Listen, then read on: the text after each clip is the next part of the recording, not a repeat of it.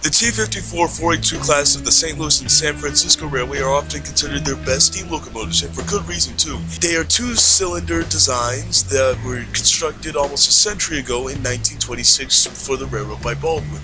The T-54s were designated as dual-service steam locomotives and rated for 70 miles an hour. As a result, they were perfect for hotshot freights over the hilly Ozark region of Missouri. These were flexible engines and were maintenance hogs, so the shop crews liked the engines very much. During World War II, as traffic on the Frisco's main line spiked, 15 of the T-54s were upgraded with boosters, thus increasing tractive effort to 56,380 pounds and top speed to 90 miles an hour.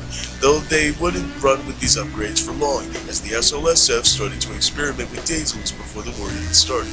By early 1952, all steam on the Frisco had been shelved. However, one mountain type stood out. 1522 was pulled in 1951 and stayed in storage for 8 years.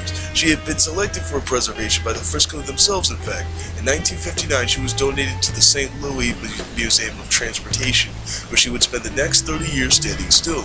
In 1985, a new group would be formed called the St. Louis Steam Train Association, who had the long-term goal of restoring 1522 to operation. And restore it they did. By 1988, work would be completed and 1522 would have her first test run the same year.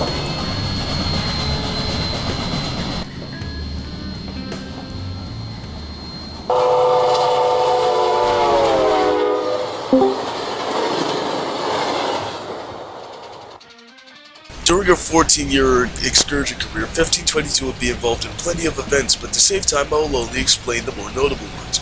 1522 attended the 1990 NRHS convention in St. Louis, Missouri, alongside a lot of other famous engines like NW 1218, UP 844, and Conbill 819, which arrived late to the event.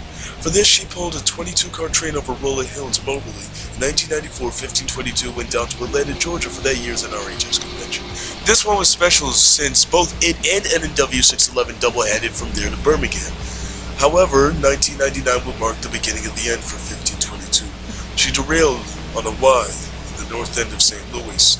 A rail had buckled underneath the engine's drivers on the fireman's side. This caused some damage, but she was quickly fixed with the help of the TBRM. In 2001, 1522 was invited to pull the BNSF Annual Employee Appreciation Special through Texas. Unfortunately, the next year it was announced that 1522 would be retired once again, mostly due to financial reasons. Not only was the insurance cost for the steam locomotives getting higher, 1522 started suffering more frequent boiler fluid failures that kept getting more and more expensive to maintain. On September 29, 2002, 1522 would run under her own power for the final time. The fun was over.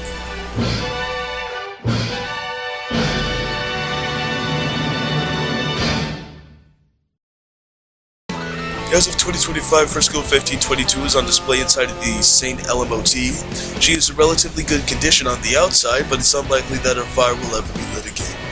However, it can still be appreciated by future generations. Us here at Frisco's Trains have completely revamped our Frisco T-54 482 model to celebrate the first anniversary of the website opening. To say that this is an upgrade from the original is an understatement. Now including the primary excursion consist in 1522 and a freight variant of the locomotive Contender, it's a must-have for any road-skill developer out there, and even more so for the average casual player. You can access the pack via the link in the description of this video. This is Fred Thurman signing off. Go knock yourself out.